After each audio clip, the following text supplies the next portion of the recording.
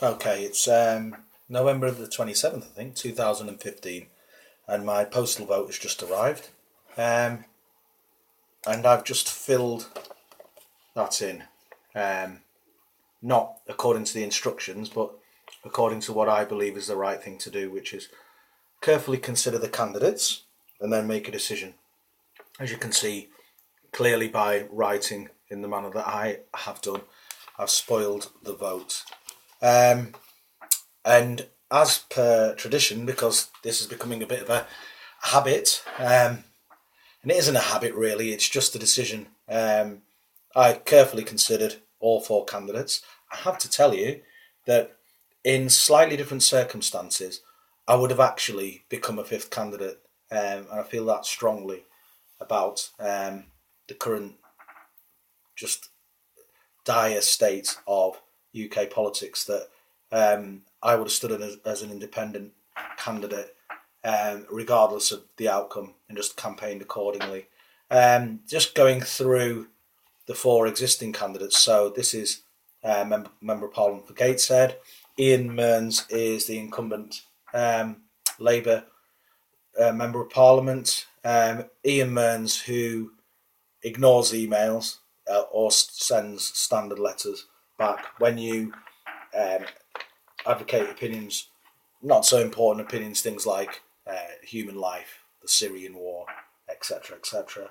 I've written a number of times, and you could actually say, well, it serves you right for participating, but then of course you're criticised for not participating, and of course there will be dissenters amongst the people who see this who will be absolutely disgusted at how dare you spoil the vote, people fought for that, blah blah blah blah blah. Um, I'll just go through the candidates before I speak about spoiling a vote. Um, Ian Mearns, sorry, I've digressed there. So Ian Mearns is the incumbent member for Parliament for Gateshead. Labour, wow. That's the party that in 2017 promised to honour the Brexit referendum result. And clearly, the current manifesto is not a reflection of that. They're not to be trusted. I've got nothing personally against Jeremy Corbyn.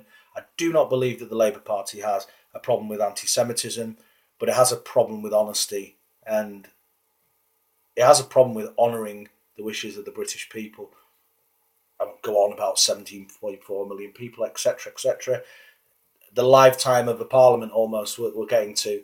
And the Brexit referendum hasn't been honoured. We should have left. And if there's a debate about rejoining, we made a mistake, chicken licking, the sky's falling down, we're starving, we haven't got medicine, food, blah, blah, blah. Well, fine. But we should have honoured the people's choice.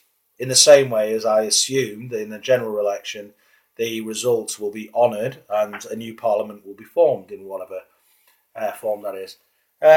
Going on to Conservative, I've just mentioned Theresa May and Boris Johnson, both of whom have been Prime Ministers, and I believe them completely failed again to honour the referendum results. I was going to look up it was like hell or high water, the phrase that Johnson more recently used about October the 31st, and here we are, nearly a whole month later. Further delays. It's not going to happen. I said it 3.5 years ago, but these guys are just playing out a pantomime. It won't happen. And again, just ignoring the wishes of the British people. They're not to be trusted any more than the Labour Party. By the way, I mentioned PFI, academies, Iraq, NHS. There's so many reasons to not vote for either of these people. They are just privatising continuously under Blair. I mean, gosh, I can't believe all these years later I'm still mentioning that man, but where are the apologies? Where's the U-turn from the Blairite destruction of Britain? People talk about Thatcher with such animosity, and Blair, just this war criminal. Yeah, less said the better. Liberal Democrats, I just had a quick look at their manifesto. Stop Brexit, build a brighter future. Sorry to be Brexit-centric, but I've just written on there, two fingers up to the wishes of the majority of the people. And I'm going to hear all this, oh, well, people didn't know what they were voting for. Well, I can tell you, I knew exactly what I was voting for, and it was leaving a draconian, undemocratic, um, thieving, I'm going to say thieving in terms of the European Central Bank presiding over irresponsible lending and then plunging countries like Greece. And I voted to leave on behalf of those countries because what the ECB has done. I've got issues with democracy. I've got issues with parliamentary democracy and parties themselves. But Brussels, the European Parliament, it's a joke. It's not democracy. Those people who really make the laws, not the Parliament, in the Commission, are nominated. And who nominates these people? Who are they accountable to? Where's the democracy? Yeah, blah blah blah. So that's the Liberal Democrats for you, and I probably still haven't forgiven them for doing their U-turn when they formed a coalition with Cameron and the tuition fees one. But just that in itself just speaks volumes about what they as a party think about democracy. And finally, the Greens. I love the notion of a Green Party.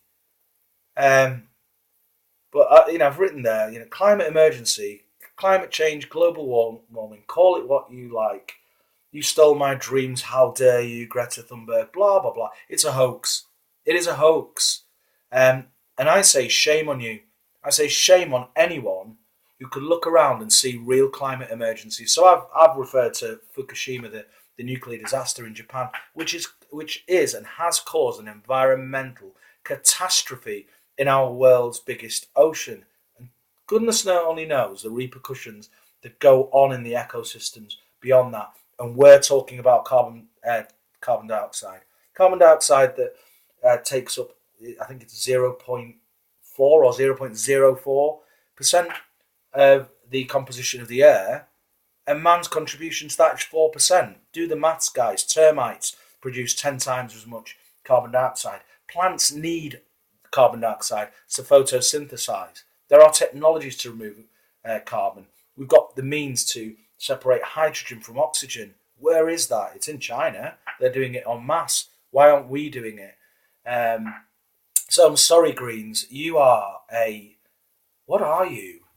Not mutton dressed as lamb. Yeah, mutton dressed as lamb. Yeah, not a wolf in sheep's clothing. Mutton dressed as lamb, I'm afraid. Cut that climate change fear-mongering nonsense out. So, I've gone through all four, and I'm required to vote. All of you must vote. If you don't vote, you don't have a right to speak. Well, I went to vote, and I hadn't just, I didn't fill that in just without any pre-information. Yeah, so what do? People are criticising me left, right and centre for saying no thank you to all of them. Now, the only people who I believe who can criticise would be those who would say, well, become an independent candidate. And yeah, that is attractive. But wow, this parliamentary system that we have is just utter fill in the blank. And until that changes, until we have in Gateshead an independent candidate, I'll probably keep doing that unless I can see evidence of a party, real evidence that what they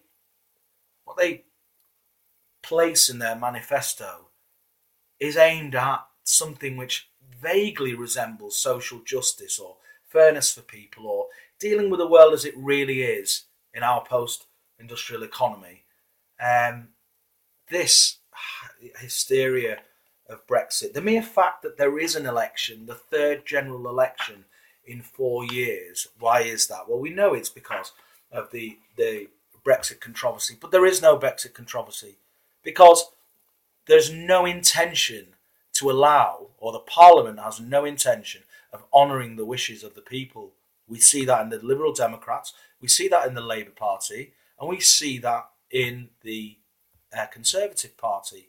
So let's have another referendum, and then people will just be tired and just will probably be sick of it. I don't know. Maybe it'll be rigged.